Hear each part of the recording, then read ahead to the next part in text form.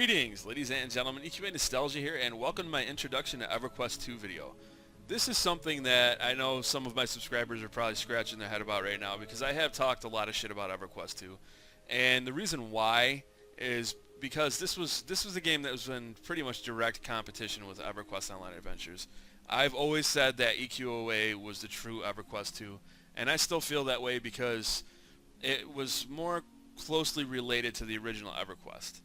This game kind of went down a completely different path. Maybe not at first. I've heard it was more old school at first, but then it started to become more like World of Warcraft, where you can solo and shit like that. So, I mean, there were things I liked about it, but there were things I didn't like about it. I'm going to talk about that in this video. But right now, I just want to give you guys a rundown on my characters. This is Wolfmoon, and I did have a character named Wolfmoon in EQOA back in the day. He was a human though, so I thought it was pretty cool that I could play a druid type character as a dwarf. We could not do that in EQOA. And then I've got Majesta, which is pretty much a recreation of my mage, my gnome mage from EQOA. Freet, which is actually the name of one of my pet rats I had a few years back, because this account is about 4 years old now. I have not played in a while. But Ratongas are awesome. I've always liked rats, and yeah, this dude is kick-ass. I don't have his full set on, but it's cosmetic gear that I was using on him. But at any rate, I made the mistake of, before I left, actually I think I just came in to use their character boost. They were giving away a free 85, which I think was like in competition with World of Warcraft's free level 90 bullshit. I made the mistake of taking my Necromancer up to 85. And by doing that, I now don't even want to play her, because I don't like that. I like playing a character and progressively getting to know how they function, and I don't want to just, play like a pleb. A ploob, we used to call it. That's right, a pleb. But I'm going to go ahead and I'm going to create a character, and it is going to be a Necromancer. So here's a breakdown real quick. I'm going to show you guys how the classes work. It was a little bit different in EQOA, and I'm going to explain that for my EQOA audience. We had Master Class, where once you got to a certain level, you could start to branch off of your original class and become more of like a specialized class. And the original EverQuest is called Alternate Advancement. I think that's what it's what they have for EverQuest 2, but it's different. But at any rate, we have the Guardian and Berserker. We have a Monk and Bruiser. These are both two different types of Monk, totally different from each other. Shadow Knight and Paladin. And in the Priest tier, you can see we have the Templar and Inquisitor, which I believe are two different cleric types. So this game was really unique in that way. It broke things down differently. You didn't just play a cleric. You could choose to play a different type. Like down here, you can see these are druids. You have the Warden and your Fury. Channeler, I don't know what that is. That's new. I think they added that recently. You can see that they've got the store icon on here to buy it, I believe. But the Warden, I think, was more about like nature and stuff, and Fury was more like a Stormcaller from EQOA, doing just like a bunch of damage. We have our two different types of Shaman down here. I'm not entirely certain the differences, but there are pretty big differences between the two. Wizard and Warlock. Two caster types, obviously. It's going to be like your glass cannon types. Right here we have, they're not even called enchanters anymore. We have the Illusionist and the Corsair. Totally different types. And down here we have the Conjurer, which is basically the mage class from EverQuest Online Adventures and EverQuest, and your Necromancer. And down here is pretty simple. You got your Swashbuckler and your Brigand, two different rogue types. Your Bards are right here, your Troubadour and your Dirge, and Beast Lord is not really a Bard type at all. You get a pet. I don't really know how to explain them. A DPS class, I believe. Ranger and Assassin. So as I said, we are going to be a Necromancer. And there are a lot of races in this game. This is something that I wish more MMOs would do, because there's so many of them that only have a handful of races, and it bores the shit out of me. EverQuest goes overboard on their races and their classes. We have this, which I think is a new class, or new race rather, Arakan, Barbarian, Ratanga, Erudite, Freeblood, which I believe is a vampire type race, Human, Half-Elf, Gnome, and Gnomes kick ass because they're tiny and they piss everybody off. Kara, which are awesome, obviously awesome. You have your good races over here. You got your Dwarf, your Fae, your Froglock. Froglocks look really cool. Character models in this game are amazing. The graphics are really nice. You got your halfling, high elf, wood elf, and then of course the evil races, which just rock. Something I should point out, they do have two different fairy types, a good and an evil type. The Erisai, dark elf, Ixar, ogre, Sarnak, and, well, let's get a look at the Sarnak. Sarnaks are pretty cool. Sarnak and your troll. And I absolutely love the choices that they made with the way the characters look. They look really cool. I think the ogres look better in EQOA, but I'm not going to nitpick. They still look awesome. We are making a female dark elf because that is the first character that I ever created in EQOA. So obviously I've got that nostalgia thing going on. And I'm not going to show you guys like the whole character creation process. I hate when people do that. It bores the shit out of me. There are different alternate appearances that you can use, which this one I really don't care for. In game, I believe you can swap between them as well. I'm going to roll with this one. And just give you guys a rundown on how you can customize. You can do all sorts of shit with like the eyebrows, eye color, hair color, your typical stuff. But it's pretty in-depth. You know, it's some games don't allow you to go to this much customization detail. And back when this first came out, that was something that people were really they were really singing about that. But I'm gonna go ahead and I'm gonna customize her the way I want, and I will see you guys in game. Okay, I finished the customization process, and this is what I came up with. I'm going to be starting on Freeport, so just for my subscribers to know, if you want to play, this is where I'm gonna be.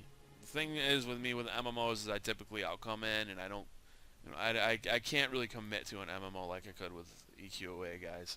I'm gonna try to really get into this because it's EverQuest. It takes place in Norrath. I've got a lot of nostalgia for the starting cities and stuff like that and the races and classes. So I'm going to try to get into it more than I did before. Earlier today, the Antonio Bale seemed to be the most full server, but I've got all my characters on Freeport.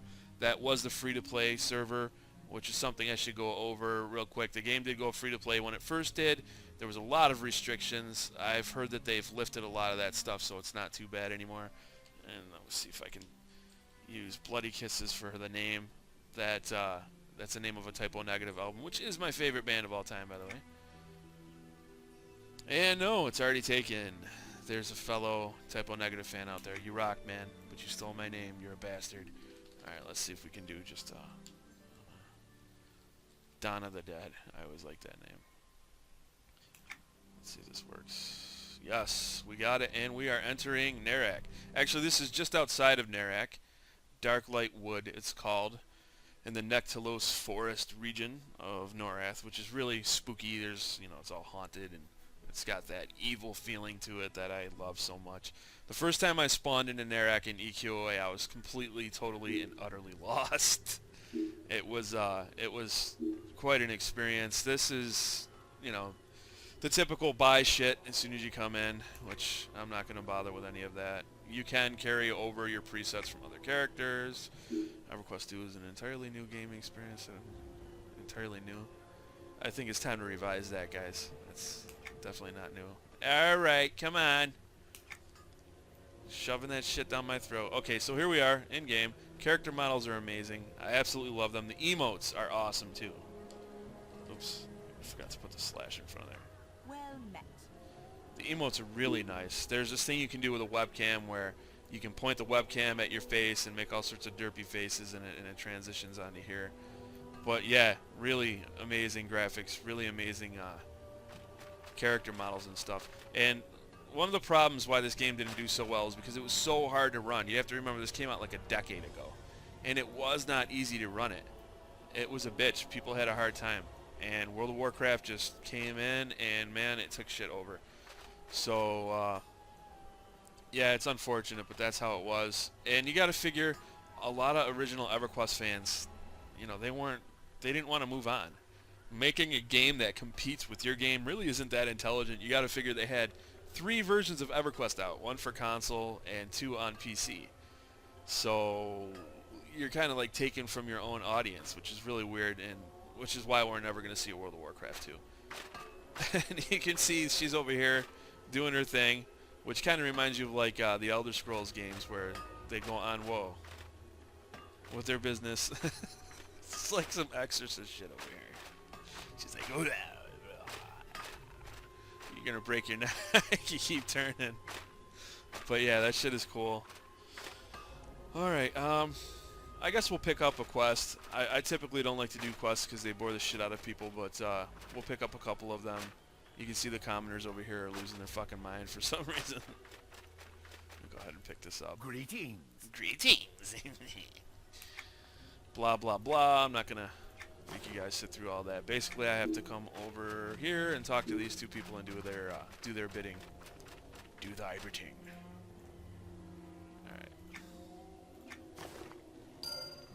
Real quick. I'll pick this one up too. There. Good to go. So yeah, as you can tell right away, not traditional EverQuest. This is more like World of Warcraft style, where you pick up quests and shit like that and do quests in the zone. I'm gonna go ahead and summon an undead knight because that's what necromancers do. I love necros. I always have. I prefer to play like a pet style class or a caster, even just a wizard. Where is he? There he is. Okay. I don't know if it transitioned from bone to flesh pets as it did in EQOA, but the spell effects are really nice. They go on quick. To loot, to loot. Alright. Oops. Just pressing the wrong button. Oh yeah, they go down quick. A sack of taters. Trying to go for the higher level ones. There we go. That's better. Come on, skeleton, get out there and do your thing.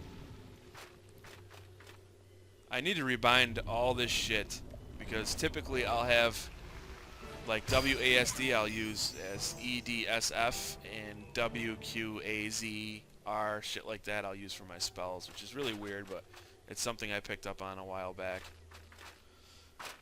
Okay.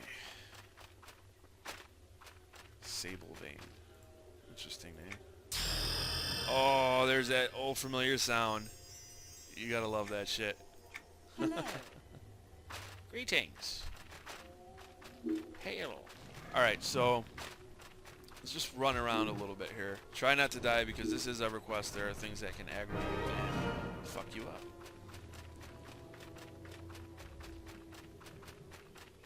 So the game runs a little choppy, not too bad. For some reason there's a little bit of an FPS. I don't know if I'd say drop, but things are a little off. So this is a really awesome looking, wow, level 3 already. Nice. Yeah, really cool shit over here. But let me give you a breakdown on how the zones work. In the original EverQuest, obviously you had zones that had to load. In EQOA, we didn't have any of that shit. The game was wide open from the highest mountain into any city, down into the deepest dungeon, never loaded, ever. Unless you coached, which just teleported you around the world. So here is the zone. You can see it is closed off, but it's pretty big. The zones are pretty big in this game, so I can't really complain about it, but it does, in my opinion, it takes you out of the experience when you have to load. And over here you can see is Norrath. We're going to head over there. Because I don't want to spend all my time on this character, I'm probably going to head over and show you. Oh, I've got some aggro here. This is what I was talking about. Gotta watch what I'm doing. Don't kill me. Make me look like a newbie. Which I pretty much am. Where is my undead patriot? Ah, you bastard! This is bad. This is very, very bad.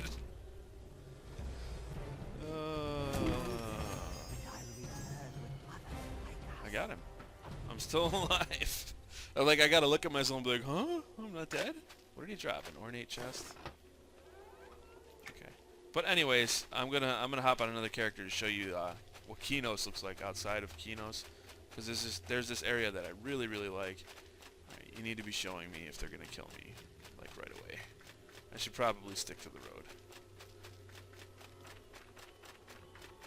So you can see there's a little bit of stuttering going on, but nothing too awful.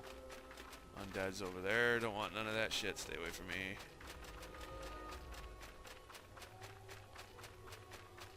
But overall, I do like the starting cities. They're pretty cool. Very, very different from what I'm used to and what most of you guys are used to probably. I'm assuming some of you guys have already played EverQuest 2, so you know a lot of this shit, but I'm going over this for the people who haven't. Reds. Oh, okay, those are good reds. You see red and you're like, ah! You get that old-fashioned feeling. That is really freaky. You gotta love the Dark Elf architecture. Shit is awesome. So this is Norrath. It doesn't look anything like the Norrath in EQA. EQA Norrath was the best in terms of the way it looked. I'm just gonna put that out there. And the original EverQuest, it's like a hole in the side of a mountain, like a cave. This one's pretty cool. It's got like an Asian architecture thing going on here, and I really like the statues. But in EQA, we had this huge, evil-looking castle that was just freaking amazing. We had lava falling from the sky, like ashes falling from the sky, volcanoes everywhere. It was really evil looking, dark, foreboding place. Okay, so Norrath, it does look a bit like it did in the original EverQuest. And going back to what I was saying earlier, I got hopelessly lost. It was my first character. Norrath was pretty huge for back then, and you got to consider we moved really slowly when we ran. But yeah, this is what it looks like.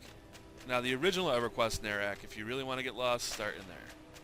Because you have to load like 4 different segments to get around. But it does have that feeling. You can see the houses over here. Gives you that feeling that EQOA used to have. And for some reason, there is something going on over here. Not typical to see gnomes in a Dark Elf settlement. At least I'm not used to that shit. Okay, so... where are we? Right here. The mounts in this game look awesome, by the way. Really like them. But I'm just going to come down here, because there's this one part I want to show everybody. It's nothing too special, but it's cool. You can see they got the mushrooms just like we had in EQOA. Of course, they're much smaller. We had huge ones. Someone's pet just chilling in here. On guard duty or something. I wouldn't want to come in here as a non-evil character. Here's our bridge. You might remember that from EQOA. At least I think that's kind of what they were trying to do. And here's another bridge with a really cool chandelier. Now, the game does have housing, something I haven't mentioned. I do have housing on a couple of my characters. I think Freet's the one with like the Fellwith Mansion, which is like a face spire type thing for you EverQuest guys, EverQuest Online Adventures guys. But yeah, nothing too extravagant. You know, it's Norrath. Now, in this game, Freeport is completely evil. There's no, like, in EQOA it was like a neutral town. The Dark Elves took that shit over, and it is an evil place. But yeah, at this point, I'm going to move the video forward, and I will see you guys on my other character. Right, and we are back. I am playing my character Freet, and you can see the gear that I was talking about earlier. This is gear that you can purchase in the cash store. It gives them like a cosmetic look. Nothing that you really need to have, but I thought it would be really cool. Now, in this game, there are mercenaries because sometimes it's hard to get a group. And it's something that, I don't know, it's cool they've got them, but at the same time, I'm so traditional, I'd rather group with other people. It's kind of a bummer. And what you're seeing in the sky over here, that is the moon that actually exploded. So just to get into a little bit of lore, the gods got really mad at Norrathians, and they shut down all the druid spires, all the druid stones where you could teleport, and all the teleportation was shut down. They got pissed off, and that allowed like Ralosek to form an army of orcs that came down and basically drove the barbarians out of Hollis further south. So Hollis is no more. We've got a new Hollis. Go away. Stop pestering me. And the Froglocks were driven out of the swamps down into Guk, and things just got really bad. There was like this cataclysmic event that ripped the land apart and totally fucked everything up. I want to see if I can just look at like all of Norrath to show you guys. All right, so here we are. This is Norrath. It's a mess. Otis is where everybody remembers it. Fadewar, that came after EQOA, Konark, and all that stuff. But this is Tenaria, and my God, it's a mess. You can see all the water that's just engulfed all these places. Surefall Glade is under the water. I don't know if High Pass is here. They called it High Keep in the original EverQuest. So things have been kind of messed up. And this is something that I don't know. I didn't really care for that because some of the familiar stuff that I loved so much is gone. It's just gone, man. But let's, where am I? I done screwed it up.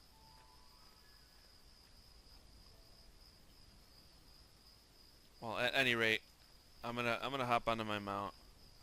And I want to show you guys something real quick. Well, this is something I should also go over. You can research your, you have to pay your mercenaries, by the way, as they're out. Just like the original EverQuest. You can research your abilities to improve them, which I don't vibe with that. It takes 4 days and 12 hours to research this shit. So it takes a while to improve your shit. And, you know, of course you can do the instant upgrade thing, though, if you want to spend money on it, which is the whole, brings the whole pay-to-win thing into it, but I don't know too much about it. I don't know how it was before, but it's something that kind of turns me off.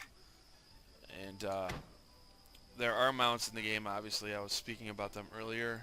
I've got, well, I want to show you guys this one I've got real quick. I got him just to kind of match that whole frozen look I was going for, that whole ice thing. So he looks really awesome. Really, really cool. But there's these mounts called leapers, and they're absolutely insane.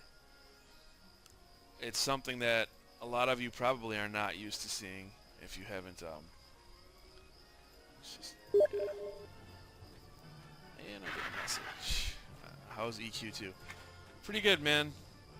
I know you're not watching this video, but I'll get a hold of you in a bit. So yeah, this is what leapers can do. Pretty awesome. Now I should mention we are outside of Kinos. I don't think I said that. This is what Kinos looks like 1,000 years into the future from EQOA, because EQOA was a prequel 500 years in the past from EverQuest, and I believe this is 500 years into the future. I could be mistaken, but yeah, this is Kinos, and we're going to head in there, and then I'm going to come out and show you guys one more thing before I wrap the video up, because it is starting to get pretty long. The music in this game, big plus. They've always had great music in EverQuest, and EverQuest 2 is no exception. It's got amazing music. They've done a phenomenal job with it. So yeah, Kinos, way different than what you remember, right? It's absolutely massive in here. And I think you have to load like the different sections unless they change that.